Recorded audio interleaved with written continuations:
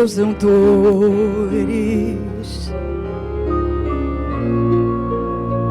Rogai por nós, os pecadores.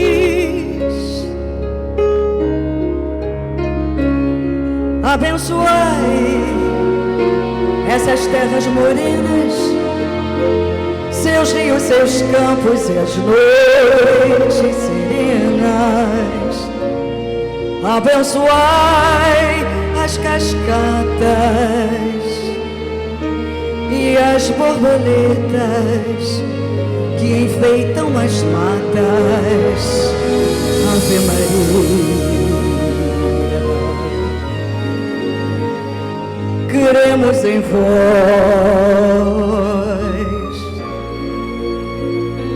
Virgem Maria, rogai por nós. Ouve as preces, murmúrio de luz, que os céus acendem e o vento conduz a voz. Virgem Maria, rogai por nós.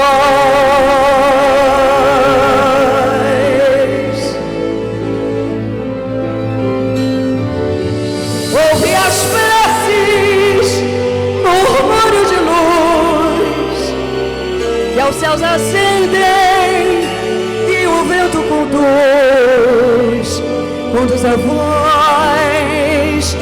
Virgem Maria, rogai por nós.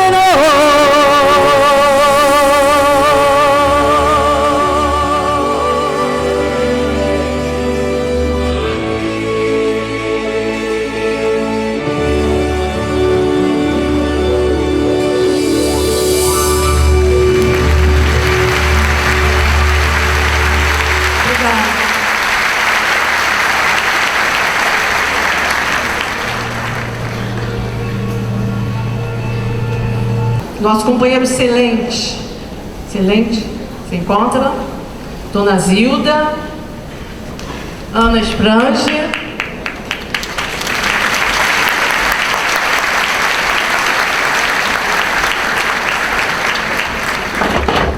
Joel Vaz,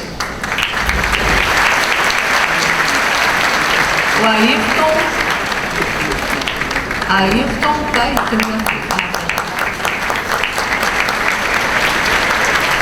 Kátia, de Caraguá, nosso polo lá de São Paulo. Cadê você, Kátia?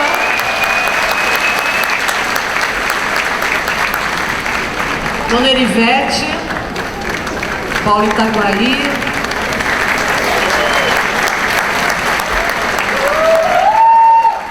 Paulo Jurandir.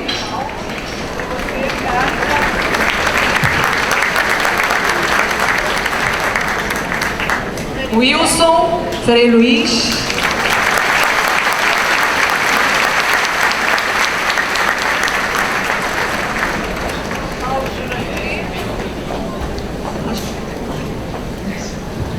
Dona Yane, Dona Mary. Tem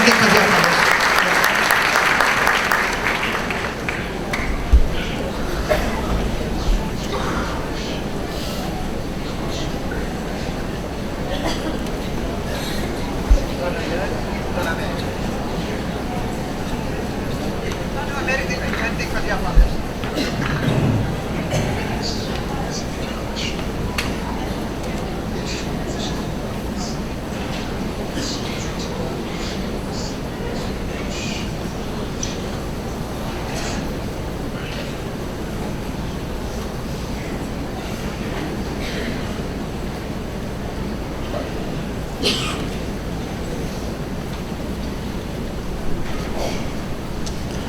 Bom dia a todos.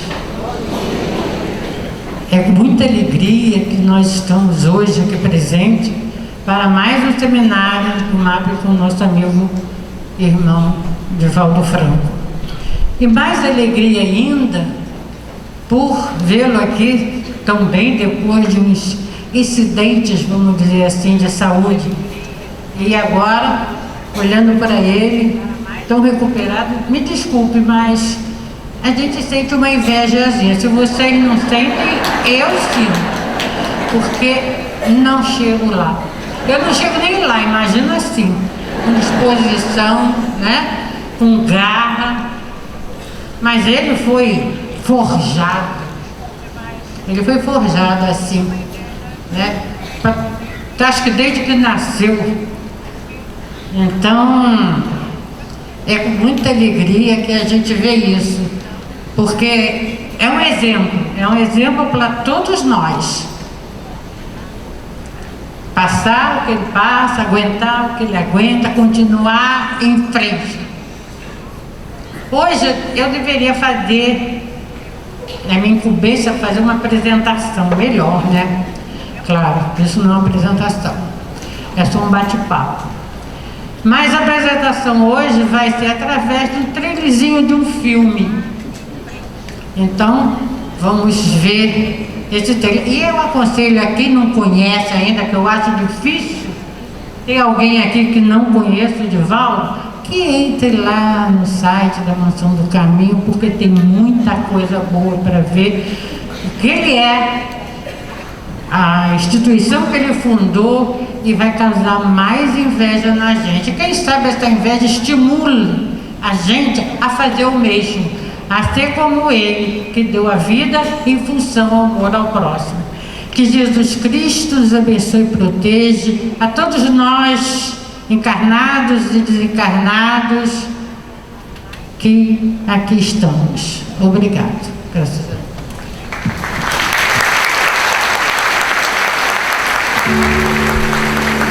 Ele nasceu com um dom e com uma missão. Ele proferiu mais de 15.000 palestras em 2.000 cidades pelo mundo. Participou de 8 conferências na ONU. Ele publicou mais de 350 livros. Vendeu mais de 10 milhões de exemplares e doou toda a renda para entidades filantrópicas. Ele tem 91 anos de idade, dos quais 70 dedicados à caridade. Atende mais de 5.000 pessoas carentes por dia na Mansão do Caminho. Sua mensagem reúne ciência, filosofia e religião em um único conceito. Ele foi nomeado Embaixador da Paz do Mundo. Vem aí a história de um dos maiores humanistas de todos os tempos.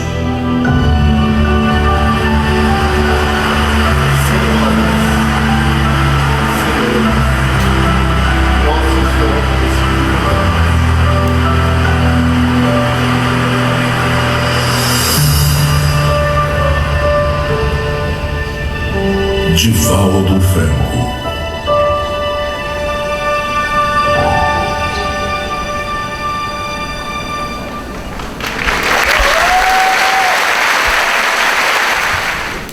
Senhoras, senhores, queridas irmãs, queridos irmãos espíritas, nossos votos de muita paz.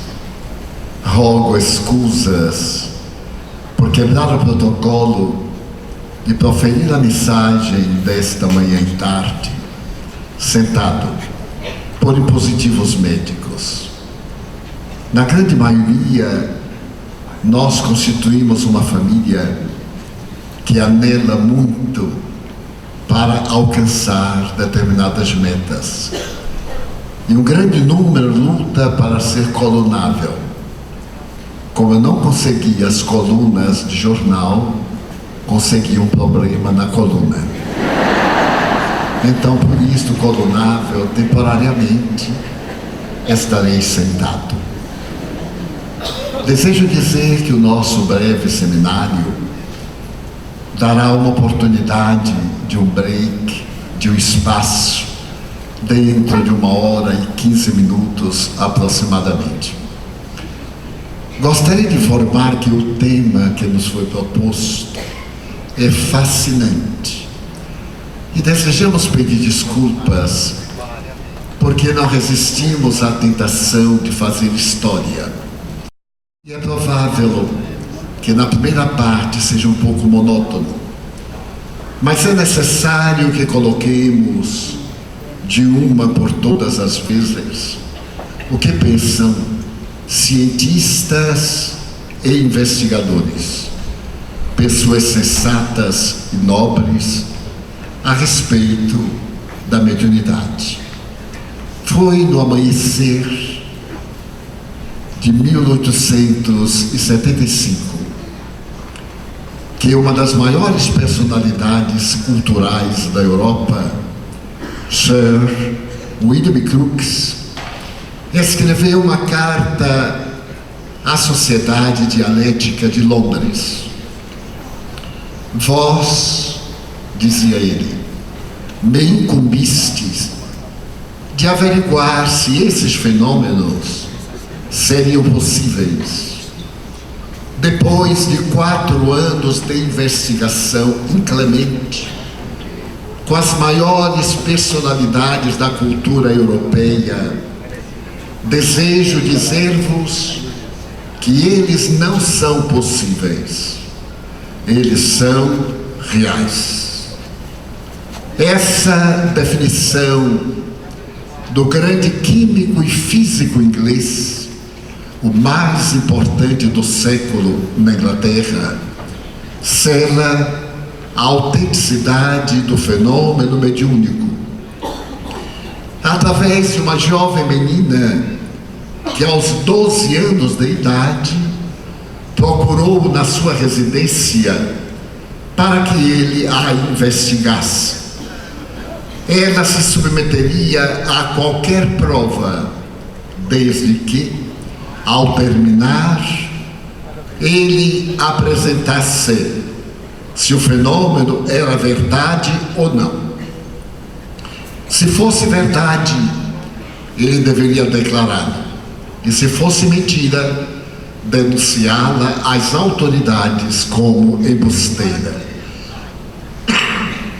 Foi assim que a jovem médium Florence Cook demonstrou a imortalidade da alma e a comunicação dos espíritos e inolvidáveis materializações na residência desse homem extraordinário. Várias fotografias com o método da época foram realizadas. Experiências médicas com o espírito materializado e simultaneamente com a médium, amarrada e segura por várias personalidades. Nesse momento nasce, na história da cultura científica, o chamado fenômeno psíquico, mas de natureza parapsíquica. As experiências tornaram-se faustosas. O maior cientista da França durante o século XIX, professor Dr. Charles Richer, Prêmio Nobel de Fisiologia, acompanhado pela personalidade de Lombroso, o pai da antropologia criminalista, e por Crookes, fundaram, no ano de 1875, a metapsíquica humana. Através de uma obra que hoje é clássica, a metapsíquica humana, esses signatários estabeleceram que a criatura humana pode proporcionar fenômenos de natureza física, de natureza psíquica e de natureza material. Nasce então a doutrina da metapsíquica. Ela permanece até por volta de 1928. Mas nesse ínterim, no ano de 1889, quando as experiências do fisiologista Charcot na Universidade de La Salpêtrière realiza os grandes milagres de entenderem o cérebro, com a presença de Sigmund Freud, a partir de 1885, um daqueles colaboradores do eminente Charcot, tem a oportunidade de escrever um livro. Tratava-se do Dr. Pierre Janet. Esse livro é intitulado Personalidades Subjetivas. Nessa obra, o eminente cientista assevera que os fenômenos ditos mediúnicos são patológicos. Os médiuns são portadores de esquizofrenia, de epilepsia ou de histeria. Na raiz de todos esses fenômenos, afirma o insigne mestre, há o distúrbio da personalidade. E os médiuns são pessoas portadoras de múltiplas personalidades patológicas. A obra faz furor na Europa. E os médiuns, agora vistos como portadores de problemas psiquiátricos, recuam e procuram manter uma vida discreta. No ano de 1890, o barão von Hartmann escreve um livro a respeito do espiritismo e assevera nesse livro que a sua fenomenologia ou é falsa, mistificadora, ou é realizada através de personalidades anômalas, personalidades portadoras de dissociação da personalidade. Em 1891, protestando contra o livro de von Hartmann, que nunca assistiu a uma sessão mediúnica, da mesma forma que Pierre Janet jamais estudou médium, sempre esteve no sanatório de La Bicêtre, onde se encontravam internados pacientes psicopatas, dando, portanto, uma opinião sem nenhuma segurança de caráter científico, porque jamais examinaram pessoas saudáveis, portadoras de um QI dentro da escala de Binet-Simon, como criaturas normais ou criaturas geniais. Então, reagindo ao livro do barão von Hartmann, o médico soviético Alexander Aksakov, médico do czar da Rússia, escreve um livro de protesto chamado Animismo e Espiritismo.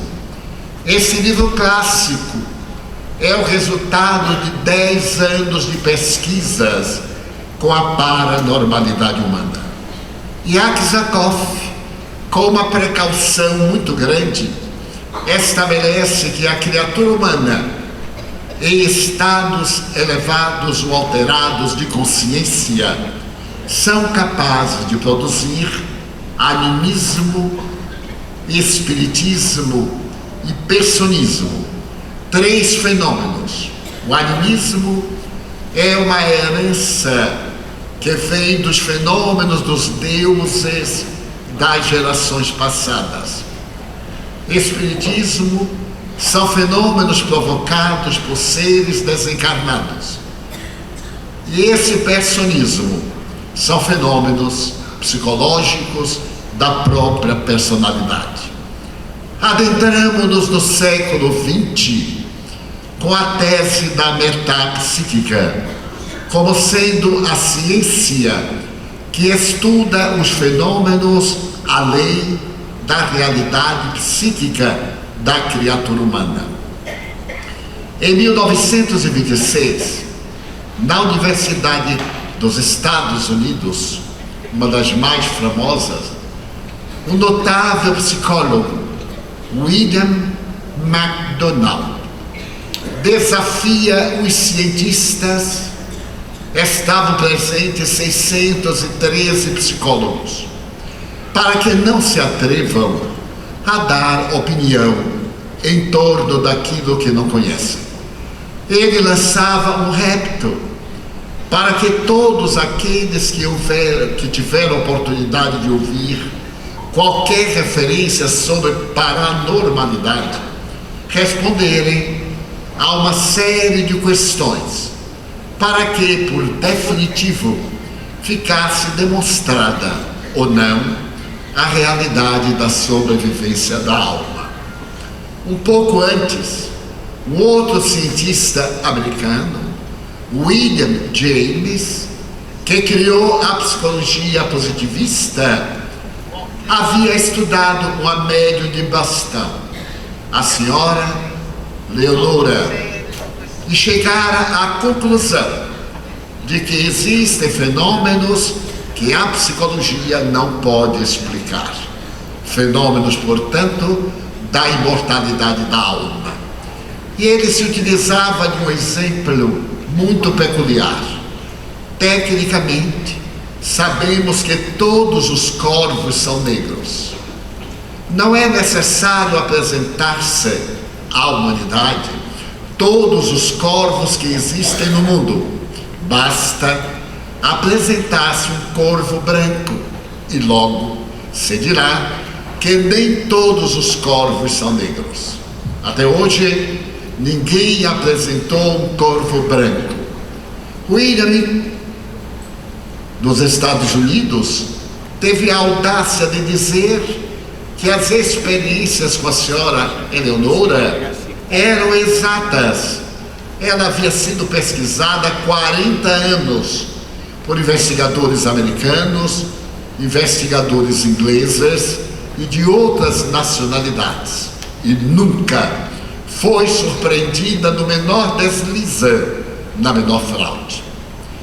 Mais tarde, por volta de 1932, na Universidade Duke dos Estados Unidos, um doutor psicólogo, estudioso da vida, fascinado por aquele discurso de William McDougall, propôs à sua esposa fazer experiências, porque ele havia escutado falar imensamente sobre sonhos, sobre premonições, sobre as várias manifestações da magia e da clarividência. Mas ninguém se houvera dedicado a estudar esses fenômenos. Então a sua esposa aceitou o desafio e ele convidou 2 cientistas ingleses e um alemão.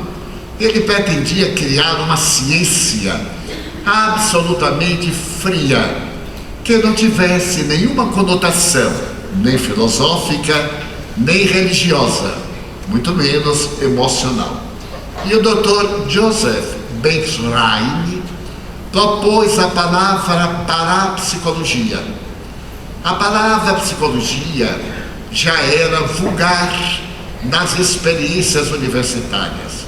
A parapsicologia seria um ramo da psicologia experimental para estudar fenômenos inabituais e desconhecidos. Mas era necessário criar a doutrina científica. A parapsicologia iria estudar se existem fenômenos metapsíquicos de natureza psíquica ou fenômenos metapsíquicos de natureza material.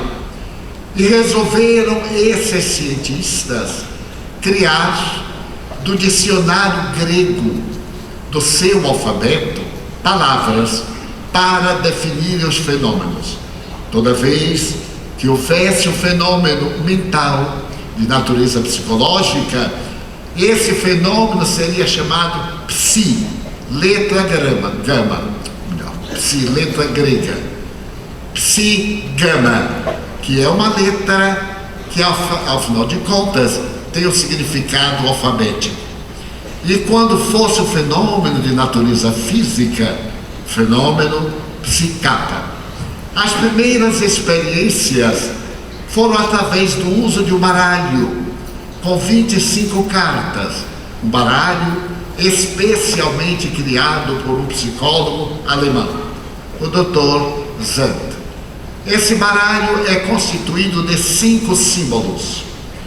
Cada 5 símbolos apresenta uma figura, e era para transmitir por telepatia o agente ao paciente e constatar se a mente, que não é física, pode comunicar-se com outra mente não física. Depois de 10 anos de experiências, que somaram mais de 2 milhões de fatos, o doutor, criador da parapsicologia, declara: o fenômeno telepático é um fenômeno real. A mente transmite mensagens de natureza psicológica. Mas naquelas experiências, eles constataram que a mente também pode penetrar em fatos do passado, como fatos do futuro. E foram criadas a pré-cognição, o conhecimento anterior, e a pós-cognição, o conhecimento do passado ou do futuro. Em breve, foi declarado tecnicamente que a profecia era uma realidade científica. Mas naquela visão de transmitir a carta, se criou a clarividência.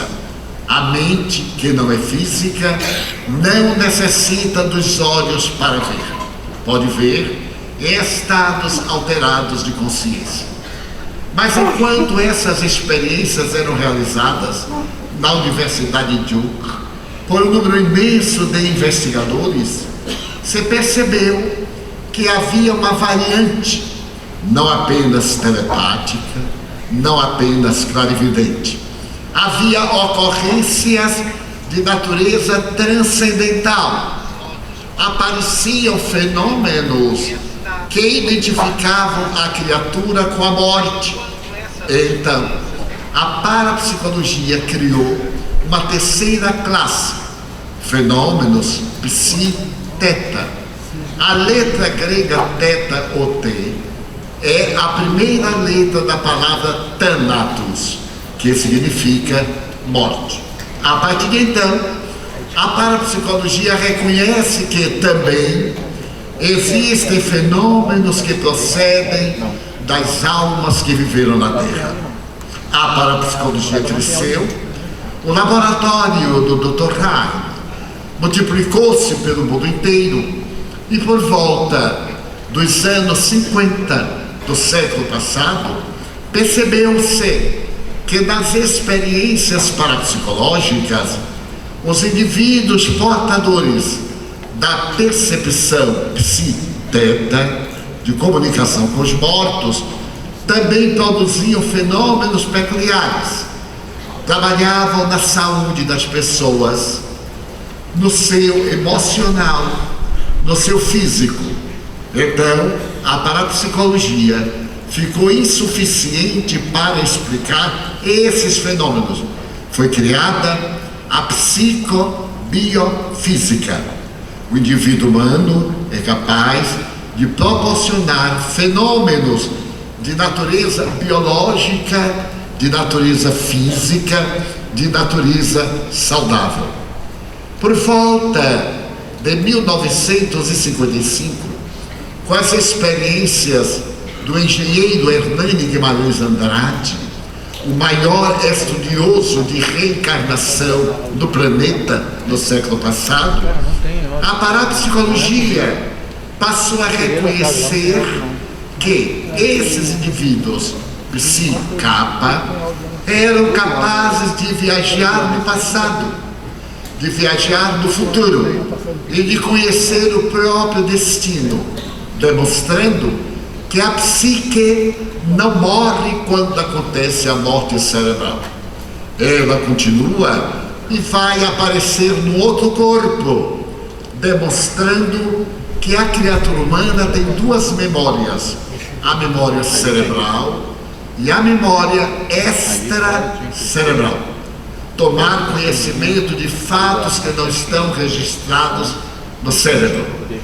E depois que foi publicado um livro nos Estados Unidos, 20 casos que sugerem a reencarnação, ficou provado na Universidade da Virgínia, hoje com 20 mil casos em estudo e 2.000 declarados autênticos, que a reencarnação não é uma crença religiosa, é um fato de laboratório. A morte não destrói a vida e a criatura humana vai realizando o processo de evolução através das várias etapas reencarnacionistas. Mas se percebeu, exatamente nesta hora em que a eletrônica ensaiava os seus primeiros passos, que esses indivíduos psi-teta, que nós chamamos médiuns, eram capazes de interferir em a natureza física. Por exemplo, pela concentração, parar o pêndulo de um relógio na posição que o investigador desejasse, colocar uma semente de abóbora na terra e, concentrando sobre ela, em 20 minutos ela germinava, em 1 hora crescia, em 2 horas ela produzia abóboras. Então a mente pode acelerar as partículas e foi criada uma nova ciência, porque a psicobiofísica não tinha condições de responder.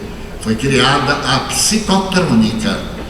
Através da psicotrônica se podiam explicar como é que um objeto material sem contato humano pode atravessar uma caixa fechada de chumbo ou atravessar uma parede, porque a mente humana pode acelerar as partículas subatômicas e elas interpenetrarem outras partículas subatômicas que formam objetos materiais, desmaterializando e materializando. Então o fenômeno dos transportes e outros passaram a ser de natureza psicotrônica. Mais tarde, por volta de 1960, se constatou, desde o mês de junho de 1955 em Estocolmo, que uma fita magnética de um gravador pode registrar fenômenos psi-teta. Podem-se gravar em fitas magnéticas. Então, a ciência avançou e as experiências partiram para a eletrônica, colocando-se um canal de televisão que não tem imagem, e se deixando por algum tempo, aparecem imagens materializadas. Então, a mente que não é física pode produzir esse fenômeno de natureza televisiva. E logo a parapsicologia, a psicobiofísica, a psicotrônica recuaram e passaram a estudar os fenômenos físicos com os quais o eminente pedagogo, por volta de uma terça-feira, a última do mês de maio, em 1855, na residência de uma dama francesa em Paris, Madame de la Maison, o professor Hippolyte Diomedes Arrivaio observou as chamadas mesas de 3 patas que se moviam sem contato humano e que se comunicavam com as criaturas humanas. Essas experiências do professor Rivaio, naquela noite ou manhã de 1855, levaram-no a estudar o fenômeno que vai resultar na apresentação do Livro dos Espíritos por volta de 18 de abril de 1857, o nascimento de uma ciência que prova a imortalidade da alma. Esse livro, que é o Tratado de Filosofia, vem demonstrar que a vida humana tem um sentido lógico. Este sentido lógico é a meta através da qual a criatura adquire a possibilidade de uma vida digna. Mas logo depois, por volta de abril de 1864, o professor Rivaio, que houvera adotado o pseudônimo de Allan Kardec, publica o Evangelho segundo o Espiritismo, porque ele percebeu que essa mensagem filosófica tem um efeito de natureza moral. Primeiro, cada um é dono do seu destino. A divindade permite ao indivíduo duas opções existenciais: a fatalidade, nasceu, morre, o destino. Portanto, essa fatalidade é para todo ser vivente, vegetal, animal e humano. Mas também a forma pela qual vai morrer depende de como se conduza, no caso em pauta, a criatura humana. Então estabelece essa ciência que há um determinismo. Esse determinismo é uma lei que nos escapa. Todos vivemos dentro da lei determinista, da fatalidade, boa ou negativa. Mas, para viver essa fatalidade, é necessário a liberdade de escolha. E Deus concede ao ser humano o livre arbítrio. Essa proposta para nos dar o livre arbítrio demonstra que, se eu vou viver depois da morte, eu deverei ter a mesma precaução de um indivíduo que, prevendo a velhice, faz o seguro de vida, procura ter o seu seguro médico, procura ter uma vida tranquila através do trabalho, para que a velhice seja menos amarga e menos sofrida. Chamamos isto de precaução ou previdência. Mas se a morte não interrompe a vida, deveremos ter o cuidado de saber como é que nós vamos viver. Então entra uma questão ético-moral.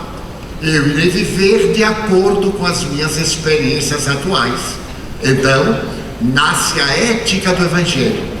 A necessidade de termos um compromisso ético-moral com a vida. E Allan Kardec, o ex-professor Rivaio, escolhe na filosofia qual a melhor ética da humanidade e constata que a mais feliz ética da humanidade foi a ética cristã. Elege o Evangelho, mas como o Evangelho é constituído de 5 partes principais: a vida de Jesus, os fatos da vida de Jesus, as curas e os milagres da vida de Jesus, as parábolas da vida de Jesus e a moral de Jesus, ele escolhe a moral, porque os fatos podem estar mal contados. As parábolas são uma proposta arquetípica de todas as doutrinas filosóficas. As curas podem ter uma outra explicação, não necessariamente paranormal, mas moral: amar, não fazer o mal, proceder de maneira que equivale à felicidade. Isso é uma fatalidade. Então ele elege o Evangelho segundo o Espiritismo para explicar a necessidade de termos uma ética de comportamento, porque a ética de comportamento varia de país para país, de acordo com a sua história, com a sua sociologia, com as suas heranças. Mas a ética moral é universal. Por exemplo, matar é um crime. Embora se legalize na pena de morte, não tem ética, é imoral. Então matar é crime, mesmo quando se mata. Abortar de maneira programada é crime, porque a pessoa não é autora da vida, não tem o direito de interromper a vida. Também não é dona do seu corpo, porque o corpo que está dentro do seu corpo não é dela, é de uma junção de forças. E o organismo da mulher é tão bem organizado que ele tem reações para expulsar tudo aquilo que é estranho. E quando ocorre a fecundação, o organismo prepara-se para expulsar, mas aquele corpo que tem uma fatalidade tem anticorpos e sobrevive. Daí, quando você diz, o corpo é meu, eu tenho direito. Não, nem é seu, nem tenho direito. Então é um crime. O suicídio é outro crime, porque o indivíduo não pode interromper a vida, ele não destruirá a vida, nem a vida física vai destruída. Desde o passado da ciência sabemos que tudo se transforma, ele vai passar por um processo de decomposição, de mudança atômica, e vai aparecer em outras formas nos vegetais, nos animais, no oxigênio do ar. Então essa é a ética do Evangelho. Essa ética é fundamentada na lei universal, reconhecida por Albert Einstein como sendo a maior das leis que governam o universo, que é a lei de amor. Então Allan Kardec nos apresenta o Evangelho segundo o Espiritismo. Portanto, notemos que o fenômeno mediúnico agora tem uma posição ética de natureza moral, de consequências religiosas. O que é mais fascinante é que, logo depois, em 1865, ele apresenta um outro livro, o Livro dos Médiuns. E é de uma nobreza esse Livro dos Médiuns que nos produz arrepios.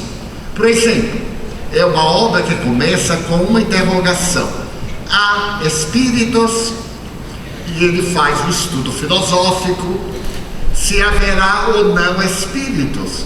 Ele já tem a prova científica, mas não tem a prova filosófica. E depois que ele constata, sim, há espírito, ele vai avançando de como se comunicar com esses espíritos. No capítulo 3º, ele fala do método. Ele era professor, portanto a metodologia estava presente. E ele apresenta o método ético, porque a pessoa é médium. Todas as criaturas são fenômenos psi-teta. Algumas são em germe, outras são em eclosão. É a mediunidade exposta, explícita, e a mediunidade atormentada, ignorada. No capítulo 23, ele fala de uma problemática humana. Nem todos os pacientes que se encontram nos sanatórios são psicopatas. A maioria deles é constituída de indivíduos portadores de mediunidade, que são vítimas de agentes desencarnados, de espíritos, e apresenta a obsessão, apresenta a causa, a cura e a conduta. Em razão de a humanidade toda ser médium, como a humanidade toda tem a peculiaridade de falar, apesar de ter problemas cerebrais, na terceira circunvolução frontal esquerda que impede a fala, apesar da afasia, a dificuldade de falar, da mudez, todos nós temos essa peculiaridade, mas nem todos falamos corretamente como deveríamos, porque temos que educar. Ele propõe a educação da mediunidade, mas nessa educação da mediunidade ele estabelece critérios: a gratuidade mediúnica, a conduta moral. Por que a conduta moral? Para atrair espíritos de elevado teor, demonstrando que há uma lei universal, a lei das afinidades, ou lei de sintonia. Nós sintonizamos com aquilo que pensamos. Nós não somos a aparência, nós somos o dínamo mental. Daí o velho ditado: dize-me com quem andas e eu te direi quem és.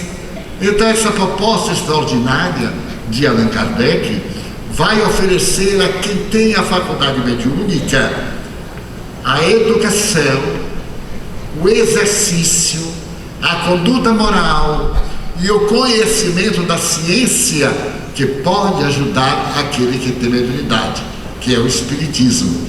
Ele publicará ainda outras obras, O Céu e o Inferno. Posteriormente, ele também ainda publicará um admirável livro a respeito da evolução, a Gênese. E publicará 2 pequenos livros, o que é o Espiritismo e aquele livro bem original a respeito do estudo da doutrina espírita na sua maior simplicidade. Então nós temos aí uma ciência que antes da chamada ciência de laboratório apareceu em 1857, quando as primeiras investigações científicas são de 1875, 18 anos depois.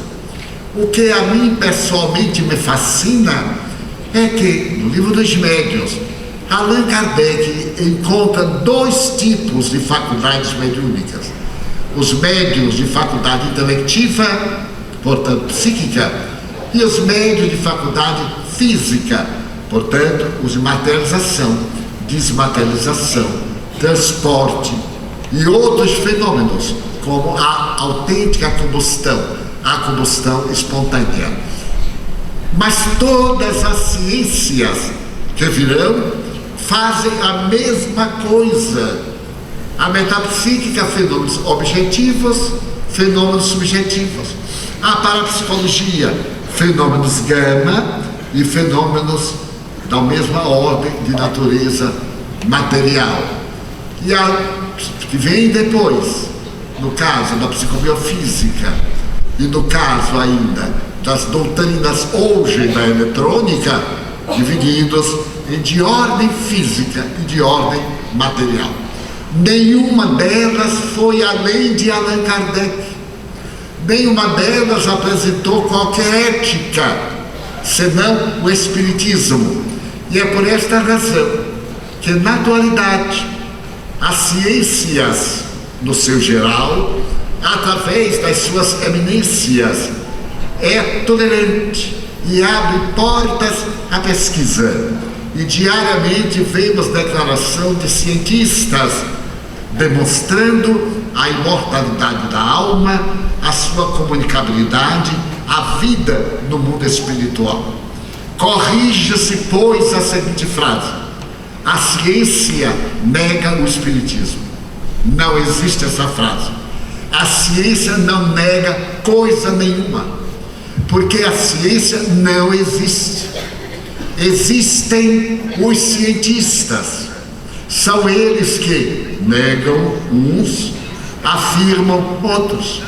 Quando alguém vier com cultura de seleções do Reader Digest e que nunca leu nada mais profundo e disser que a mediunidade é um distúrbio, peça para afirmar em que ponto da mediunidade esse distúrbio ocorre.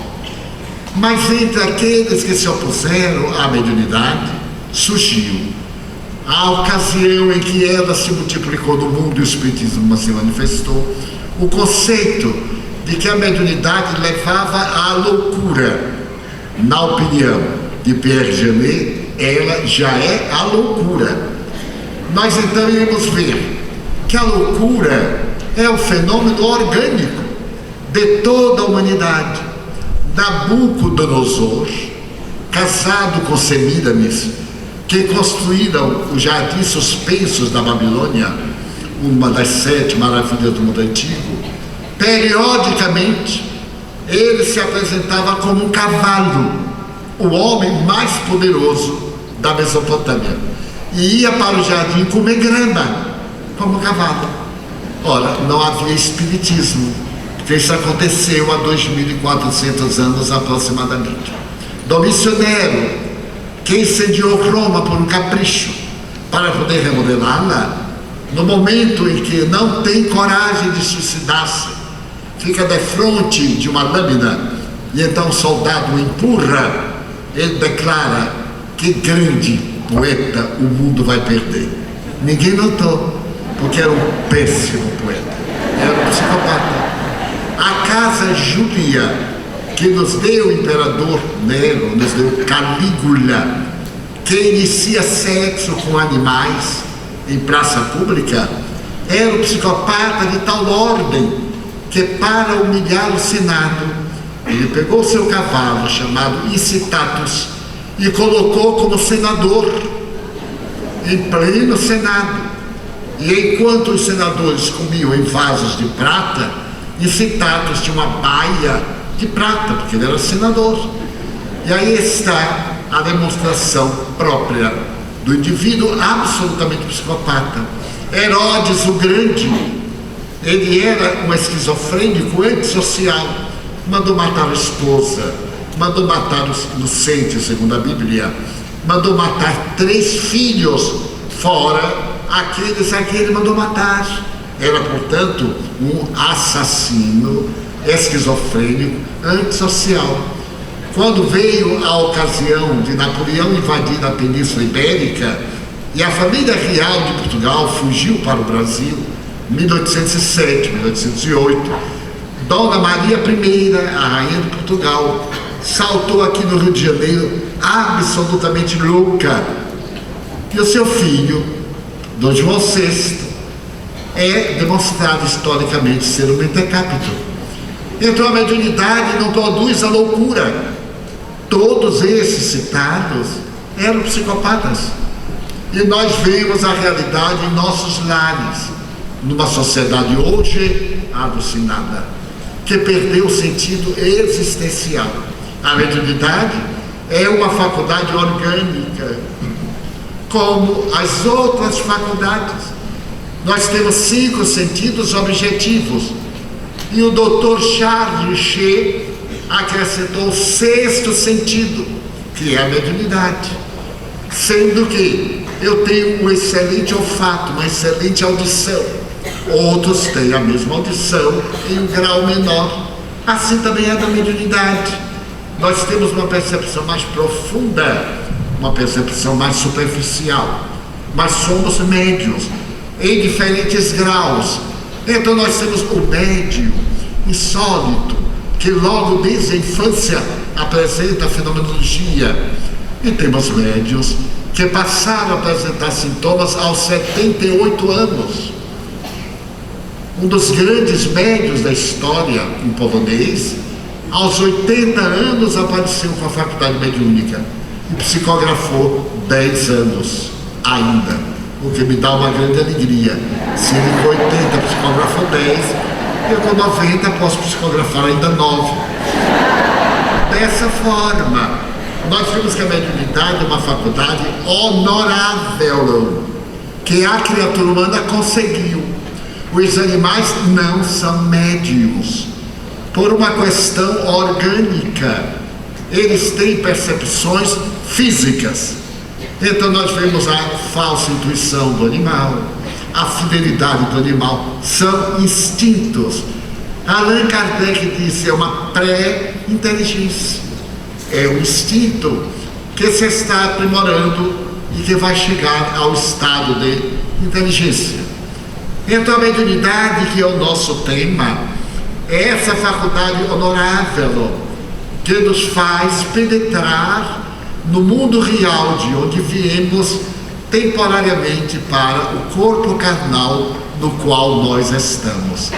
Esse corpo carnal, como toda organização de natureza nuclear, tem um tempo de vida, tem a sua energia, que é o espírito, que lhe dá a temporalidade, que é fina, por ocasião da ausência de oxigênio no cérebro e no tronco encefálico.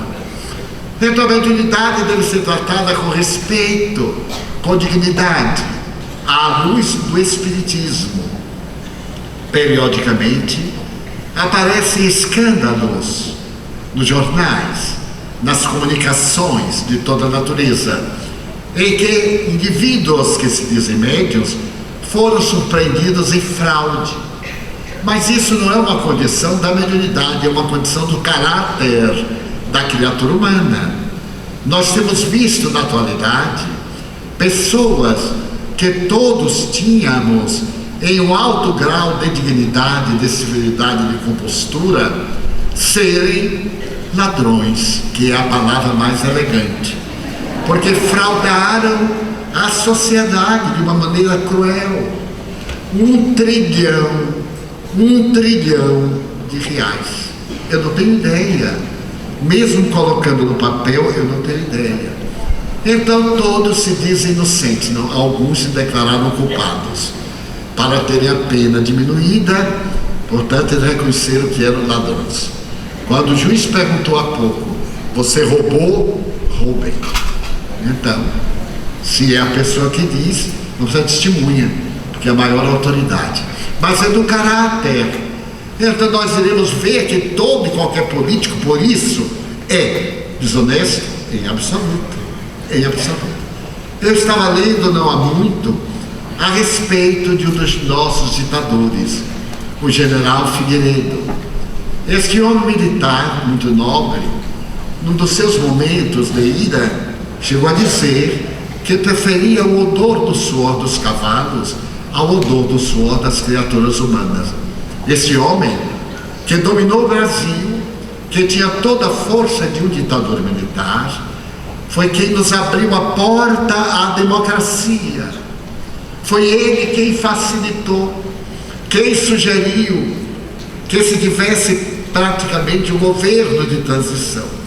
E desencarnou na residência de uma filha nesta cidade em absoluta pobreza. Absoluta. Embora tivesse o seu soldo de general. Portanto, não pode haver uma pessoa nessa relação política, entre outros e muitos, honestas. Nós encontramos indivíduos de uma honestidade pulcra. Depois de um carnaval em São Paulo, um gari varria a rua e encontrou um pacote. Abriu o pacote, eram $20.000, brilhantes, novinhos. Ele pegou e entregou à polícia. Eu não sei se ele fez bem, mas ele pegou a polícia.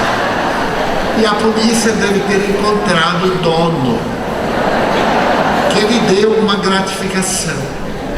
Então, nas minhas evocações, eu me recordo que há muitos anos em Porto Alegre, uma educadora espírita me contou um fato que me marcou muito. Naquela época, não havia tanta criança de rua, os meninos sem teto, os capitães de areia de Jorge Amado. E ela estava fazendo feira, quando de repente uma senhora modestamente vestida, com a bolsa aberta, começou a gritar: fui roubada, meu Deus, fui roubada. Naquele tempo era um pouco mais raro. E então se acercaram pessoas e ela chorava, dizia: a patroa não vai crer, ela vai me denunciar à polícia. Como é que vai crer que alguém haja roubado a bolsa fechada na minha mão? Nesse momento, apareceu uma criança, sorrindo, e disseram: minha senhora, você não foi roubada. Eu achei o dinheiro ali, tome. Ele era um ladrãozinho, mas de uma dignidade incrível. Tome, minha senhora. Ela olhou para ele rindo, e aí ela riu e disse: meu filho, que pena, eu não posso lhe dar uma gratificação porque o dinheiro não é meu. Ele disse: não precisa, você já está sorrindo. Que ética! A maior gratificação para ele era ver aquela mulher humilde e alegre outra vez. Ela estava sorrindo. Quantas vezes nós podemos fazer o nosso próximo sorrir com uma palavra, com um gesto, com a nossa honestidade, com o nosso carinho. Então a mediunidade é uma faculdade que nos impõe dignidade. Esse espírito de compostura moral é uma faculdade que devemos zelar, que é um diamante a lapidar. Quando vemos um diamante bruto, é uma pedra muito feia, suja, negra. À medida que lapidamos, ela adquire a tonalidade de uma estrela de primeira grandeza. E nós lapidamos isto através do amor que dedicamos ao nosso próximo, àqueles desencarnados que nos vêm buscar, que nos vêm pedir uma chance para recuperar a sua vida, aqueles que vêm consolar as almas que ficaram aturdidas. aqueles que vêm escrever esperança para o mundo, que vêm mostrar que nessa alienação mental terrível há uma interferência de natureza espiritual. Diariamente, ei-los em toda parte, usando os médios, falando sobre as nossas emoções, as emoções que necessitam de educação, para que nós possamos encontrar o norte, encontrar a nossa vida. É um tesouro incalculável. Faz muitos anos, eu li no jornal, casualmente, a desencarnação de um homem pelo suicídio. O repórter narrava de uma forma tão profunda que me impressionou muito. E o fotógrafo colocava algumas das suas fotografias de uma maneira dolorosa. Ele se atirou sobre as rodas da locomotiva e ficou despedaçado.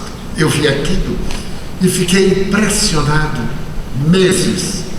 Então resolvi orar por esse indivíduo que tinha o nome, era um ajudante de pedreiro.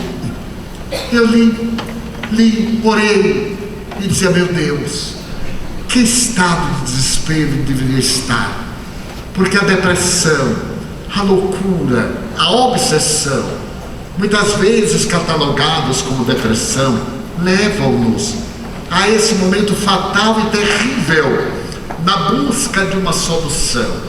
Mas não é solucionável, porque a pessoa não morre, muda somente de indumentária, deixa a roupa e apresenta-se despido em espírito, isto é, conforme ele morreu, as dores continuam.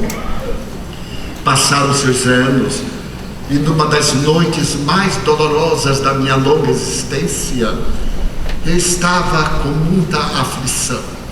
E eu resido na Mansão do Caminho, em um pequeno apartamento no primeiro andar da casa de direção.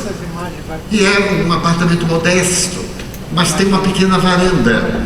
Eu havia lido um poeta americano que resolveu se enamorar de uma estrela.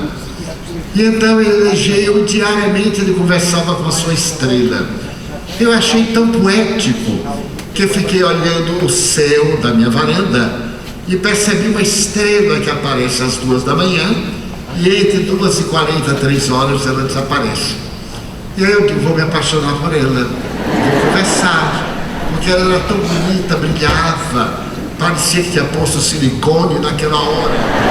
Eu estava feliz e eu fiquei apaixonado. Mas nessa noite, foi uma noite terrível, eu então estava olhando e a emoção esmagada. Eu havia emagrecido 16 quilos em um mês.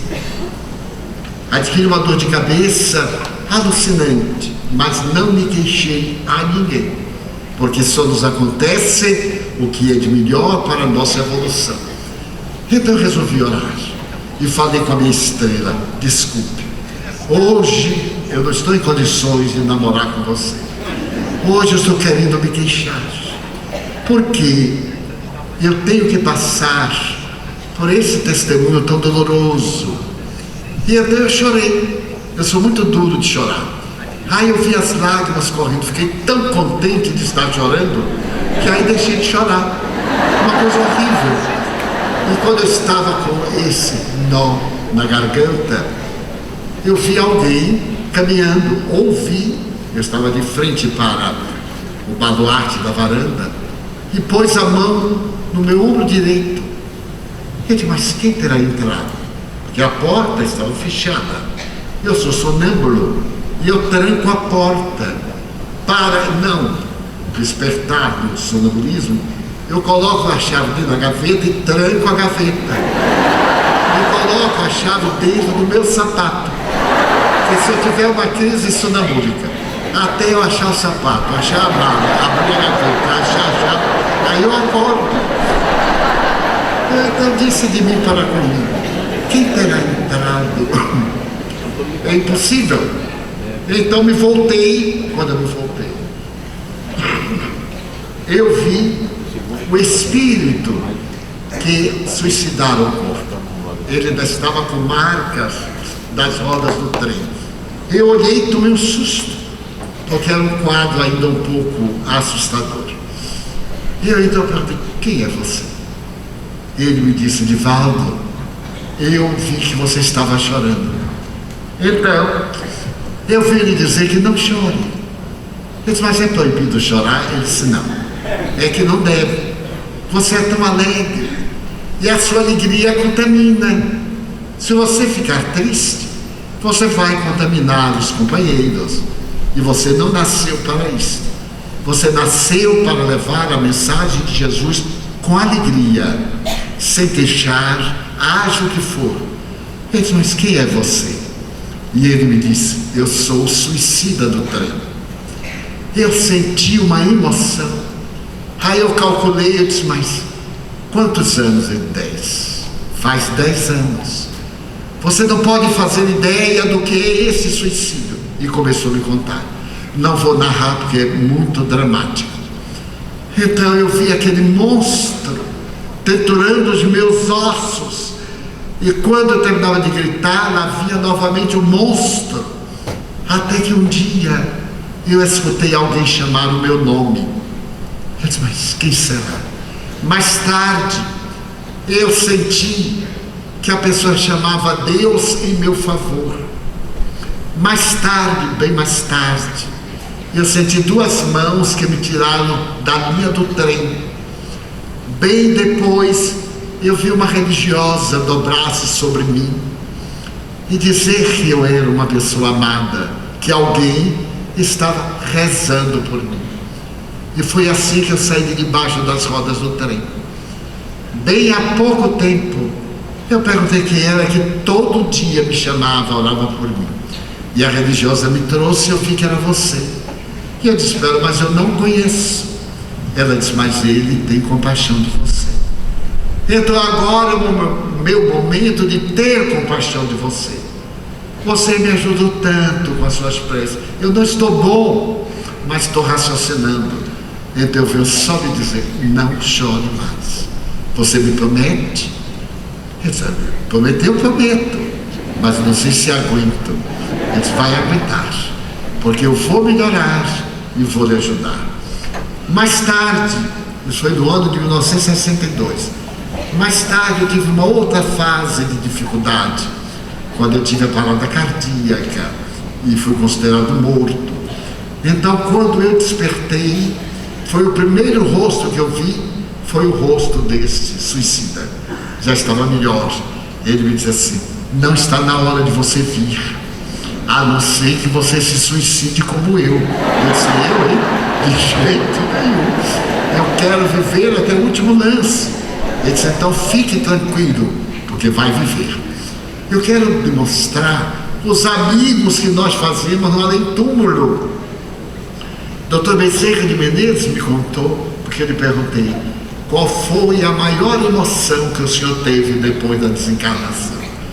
E ele me disse: eu despertei, estive na Federação Espírita Brasileira, dei uma comunicação, mas quando eu acordei no plano espiritual, Celina, que é a mensageira de Maria Santíssima, estava ao meu lado. E eu lhe perguntei: você é quem, minha filha? Celina, doutor Bezerra. Eu tive uma emoção. Quantas vezes na terra Celina veio, em nome da Senhora dos Anjos, me acalentar a alma. Aí eu perguntei: mas minha filha, eu trago uma mensagem da senhora. E dei uma mensagem, mas eu ouvia murmúrios de oração, canto, um coral de milhares de vozes. Eu perguntei: Celina, o que é isto? Ela disse: venha até a janela. Levantei-me, ela me deu a mão, me levou até a janela. Havia uma varanda, eu me aproximei e era uma praça imensa. Estava com mais de 5.000 pessoas desencarnadas. Todos eles me acenavam. E eu perguntei: Celina, eu não mereço. Merece, doutor Bezerra. São as mães cujas almas de filhos o Senhor tomou conta na terra. São os filhos reconhecidos ao seu amor neste longo período. São as esposas, os maridos. Agora veja naquele lado, os pobres, cuja favela o Senhor visitava no Morro da Mangueira. Aí Esteu vieram recebê-lo. E ele disse: meu filho, eu só podia chorar, porque eu não mereço. Eles ali estavam para pedir a Deus pelo pobre amigo que estava chegando de volta à pátria, porque ele era médium intuitivo. Basta dizer que num momento muito grave da sua vida, ele precisava de um dinheiro e bateu à sua porta um homem para poder matricular-se e fazer com ele aulas de matemática. E disse: eu quero pagar antecipado. E nunca voltou. Era um espírito que se materializou para ajudá-lo, e ele nunca descobriu quem era, só no além é que foi encontrado. Essa é a mediunidade com Jesus, a mediunidade que nós exercemos na casa espírita, no silêncio. Ninguém sabe, não tem aplauso. São aqueles que chegam às vezes 48 horas antes para usar a nossa aparelhagem, para acalmar uma dor de 100 anos em 10 minutos. Espíritos que sofrem desde o tempo do exílio, quando Isabel a Católica, em 1542, no ano da descobrimento da América, havia terminado a guerra contra os mouros, havia libertado as cidades da Espanha do jugo e ajudou Colombo a viajar para a América. Aqueles que desencarnaram, judeus e árabes, ainda choram, muitos deles nas regiões dolorosas, e muitas vezes são trazidos pela Rainha Santa Isabel de Portugal, a veneranda discípula de Jesus, que vai aos umbrais cada terça-feira pela madrugada, com uma elite de espíritos, buscar os que estão nos umbrais. Abramos um parênteses.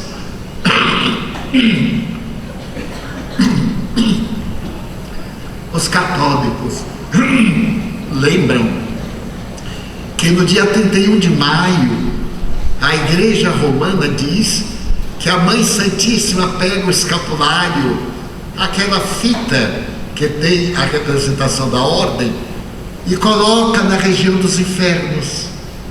A alma pega e ela tira do inferno uma alma. Eu fui católico, fui filho de Maria, conheço. Pois bem, não é mentira.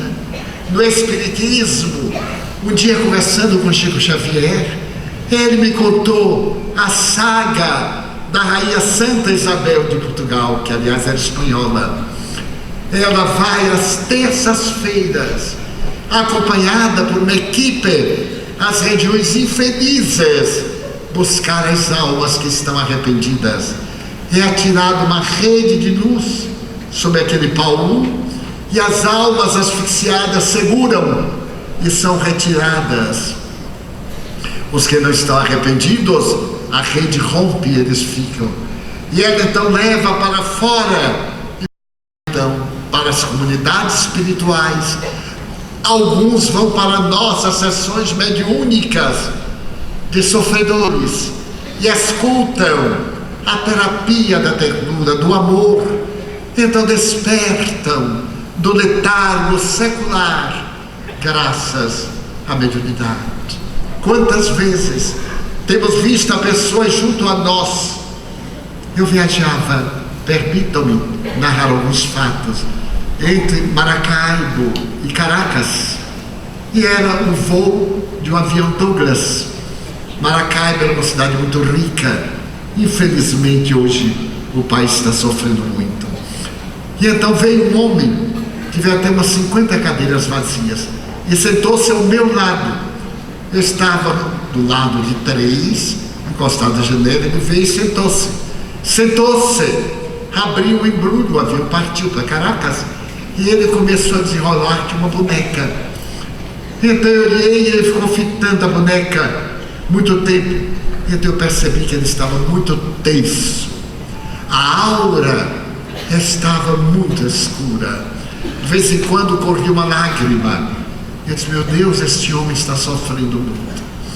Eu vou falar com ele. Mas ele, tenso, pegava a boneca, guardava e voltava. Então ele disse, está levando a boneca para a filhinha? Ele me olhou e disse, você notou? Eu disse, notei. É um presente que vai dar à filha, não é? Ele disse, é o último presente. Eu disse, por que o último? Porque eu me vou matar. Quando chegarmos a Caracas, eu vou entrar no toalete. Então ele abriu a bolsa e vou dar um tiro.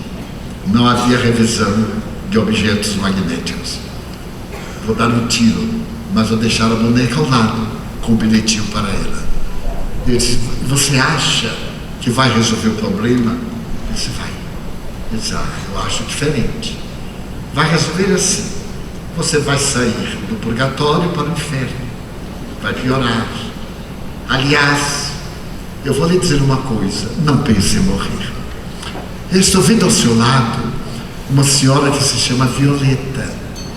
E ela está me pedindo para lhe dizer que não está na hora de você ir. Ele se assustou muito e disse, o senhor é quê? Eu digo, não importa. Ouça, fui conversando. E ele disse, olha, eu não pego no revólver, mas você vai me dar esse revólver. Porque você não está em estado de paz. Você perdeu o emprego? Você perdeu o emprego. Você acha que a perda do emprego é tão importante quanto o amor de sua mulher, de sua filha? Você não é um egoísta? Você então, porque fracassou, vai matá-las de angústia? Você acha que elas merecem ser assassinadas pelo seu egoísmo? Porque sua mulher nunca mais será a mesma. Sua filhinha não vai perdoar você. Como é que você foge e deixa ela neste mundo? O que é que ela vai ser? E aí segurei a mão dele e disse assim, é covardia. Os suicidas são muito covardes, pior de tudo, são egoístas. Você está pensando em você. Você ama a sua mulher, eu adoro. Mentira. Se você adorasse, você ia agora para ela e dizer assim, querida, fracassei, mas você vai me ajudar a levantar. Eu a amo e graças a você eu não cometo uma loucura. E isso vai fazer. Ele falou, você está dizendo como se fosse meu chefe. Eu digo, sou pior do que seu chefe. Eu sou a sua consciência. É que a consciência está bloqueada pelo orgulho masculino. O homem tem dessas besteiras, fracassei, ninguém fracassa. É do fracasso que nasce o êxito. O senhor nasceu falando, nasceu andando, nasceu fazendo seu trabalho de engenharia. E o homem foi ficando assustado, acho que ele ficou com medo de mim. E o que é que ele deve fazer? Viver. Mostrar ao seu ex-patrão que ele cometeu um erro, cometeu uma arbitrariedade, a não ser que o senhor realmente não preste. E ele admitiu que o senhor não presta. Aí a culpa não é de ninguém, é do seu caráter. Gente, mas você acha que eu não presto? Eu acho. Porque a sua vida é tão barata que você vai jogar fora. Então não presta. Não presta nem para você. Isso aí. Mas para mim ela é valiosa. Entendeu o quê? Dentro de um banheiro, e de um banheiro público. Se não fosse no quarto, numa cama de casal. Mas no banheiro, ele não aguentou, começou a rir. E foi indo. Ele me perguntou assim, mas por que você tem tanta certeza? Eu digo, porque a vida foi dada por Deus. E fomos conversando e saímos quase de braços dados. Mas eu com a boneca, imagine a cena. O homem com o braço no meu braço e eu com a boneca. Naquela época, 1970, ele não se matou. Então tive que pegar um avião para o Brasil, na conexão, e ele anotou os dados, ele deu meu evangelho segundo o Espiritismo. E quando eu voltei a Caracas para proferir a conferência, era ele o presidente do Centro Espírita. Que paradoxo, que lindo! A esposa linda e a filha. Eu olhei as duas, olhei para ele então me deu um abraço, desses abraços que a gente não esquece mais, porque ao invés de abraçar, quebra a gente. Agora me agarrou, me deu folga, que está me matando. Falta de ar. Então a mediunidade é esse sacerdócio divino, para nós servirmos, não é para nós sermos servidos. Porque aí nós vamos ver os médios que defraudaram, os médios que venderam, os médios que mentiram, os médios que cometeram crimes, atrocidades, não eram espíritas. Porque se fossem, eles teriam a ética da doutrina espírita. E a ética da doutrina espírita é ser hoje melhor do que ontem, amanhã melhor do que hoje, lutando sempre contra as más inclinações. É necessário ter uma resistência para demonstrar o amor de Deus. Ontem, eu hoje estou com um grupo de médicos amigos que ao invés de me ajudar, me atrapalha, porque só me dão notícias funestas. Ontem à noite, quando eu preparava para vir, anteontem à noite, foram 3 médicos amigos. Eu estou com um problema, meus irmãos, não é queixa, é narração, de hernia de disco, há 23 meses e 28 dias. Então o médico me disse, vai morrer com ela, portanto se prepare. A não ser que nós façamos uma operação de 8 horas, coloquemos 12 cravos metálicos e você morra na mesa cirúrgica. O que é que você prefere? Eu morrer caminhando, completamente impertigado, vai dar um jeito. Sorrimos muito, ele é muito meu amigo, Edvaldo. Você tem que ficar em casa sentado. Ele disse assim, morro. Se eu ficar sentado em casa, eu morro em 2 horas de angústia de paixão. Pois ele foi com outros e disse, não vá ao seminário. Eu disse, de jeito nenhum. Ainda tive a felicidade de comprar o bilhete pela Avianca. Porque Deus é assim, misericordioso. Quando Ele manda, é para quebrar. Comprei ida e volta. Eu comprei com o médico que me acompanha. Aí descomprei. Comprei de outra e falei, agora você não vai, porque vai ficar muito caro. Eu vou sozinho, mas de volta você vai morrer de oxigênio, mas vou morrer depois de uma palestra, lá no fundo, para ninguém se assustar. E o médico me disse, você está com pneumonia, está com problema, eu não vou contar todos os problemas. Então você não vai. Ele pode dormir tranquilo. Eu não, de jeito nenhum. E não vim. Porque quando Jesus me permite levar a doutrina,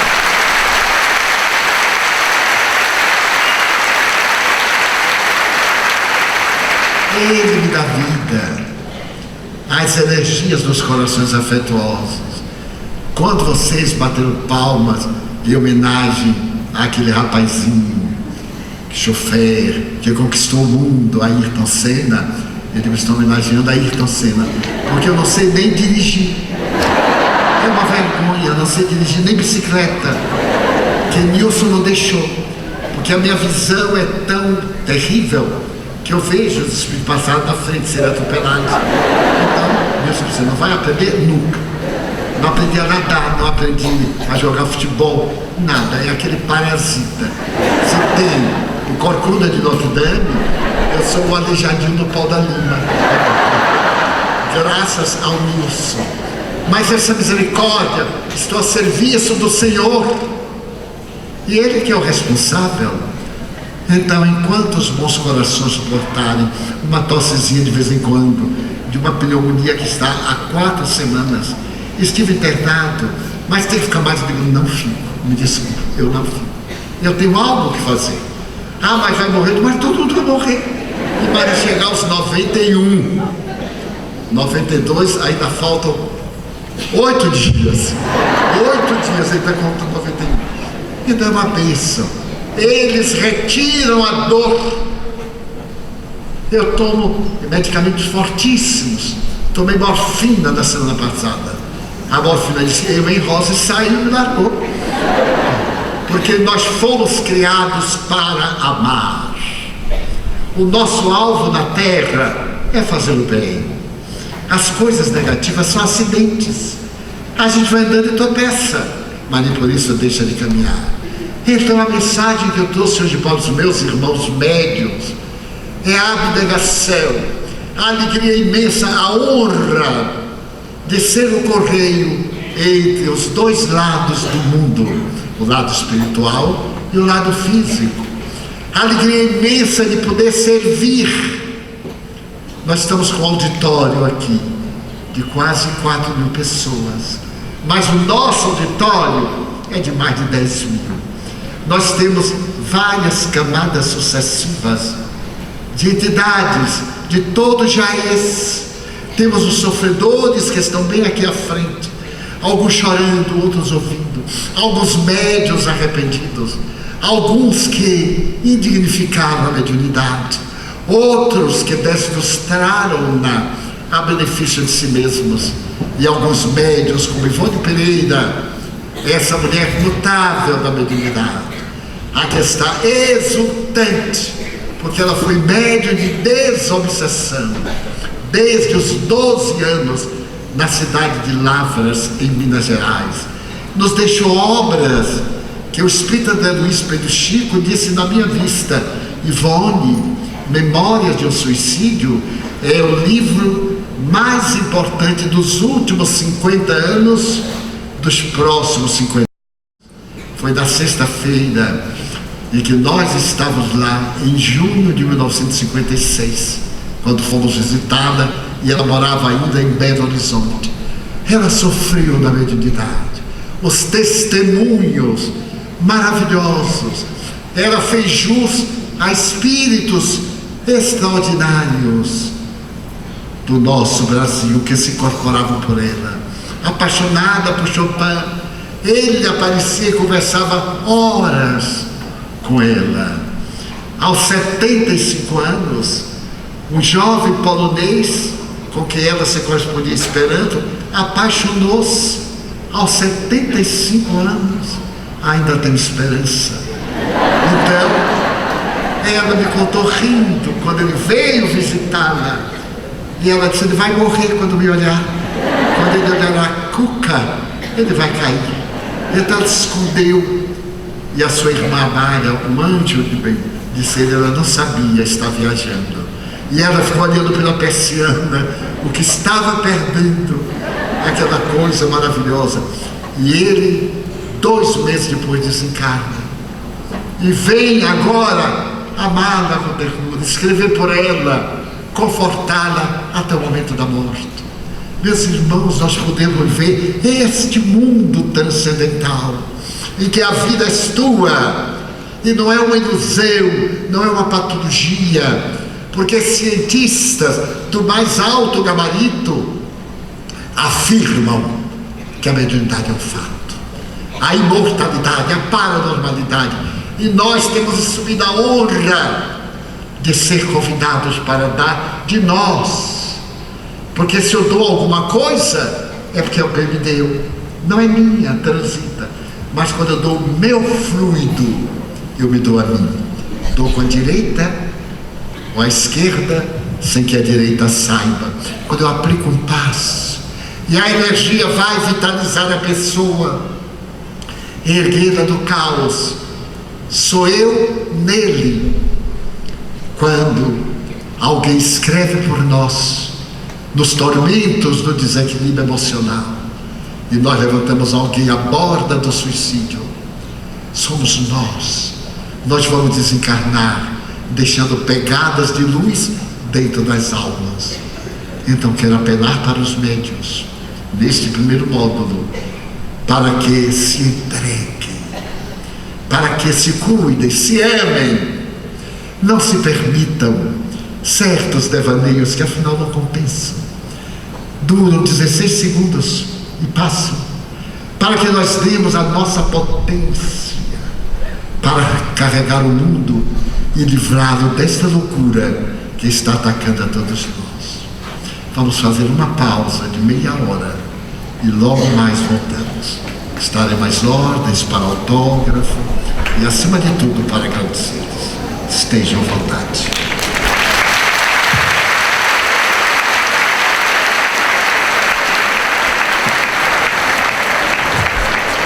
Aí o pessoal, 16 segundos é o passe, viu? Esse passe de 1 minuto, 2 minutos, demora muito.